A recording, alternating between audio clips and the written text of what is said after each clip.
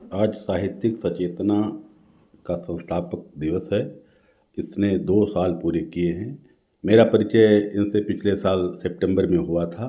तब से मैं नियमित इस पत्रिका से जुड़ा हूँ और इनके मंच से जुड़ा हूँ।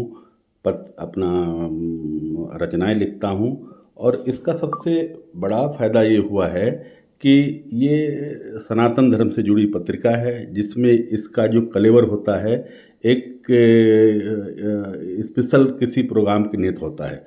सबसे बड़ी बात तो ये होती है कि इसमें जो शनिवार का जो प्रोग्राम होता है, वो आदरणीय नरेंद्र जी और डिम्पल जी जो प्रसिद्ध करती हैं, इसका जो विषय होता है वो बड़ा ही लाजवाब होता है और उस विषय पर लिखना ये एक ऐसी चीज़ होती है कि वो अलग ही मैटर है। हम लोग हर अलग-अलग विषय पर लिखना अलग बात है, लेकिन एक सिस्टमैटिक विषय पर लिखना, उस पर अध्ययन करना और ये जिस हिसाब से समझाते हैं, आधा ज्ञान तो इनकी समझ से आ जाते हैं।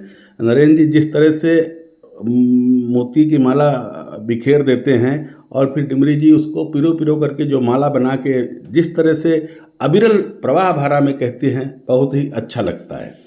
इसकी कुछ चीज़ें मैं आपको बताता हूँ। इसमें एक विषय एक बार आया था संस्कृति पर, तो उस पर मेरी कविता लिखी गई थी और उसे पारितोष भी मिला था। उसमें जो लाइनें हैं अभी भी याद आती हैं कि नए युग की संस्कृति घनघोर घातक है, नए वातावरण में सब लोग आहत हैं, छू नहीं पाया जिन्हें इस नए युग का एक कण, वही सच्चे मायने में सत सनातन है।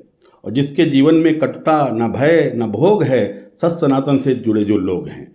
ऐसे ही एक और विषय आया था सभ्यता।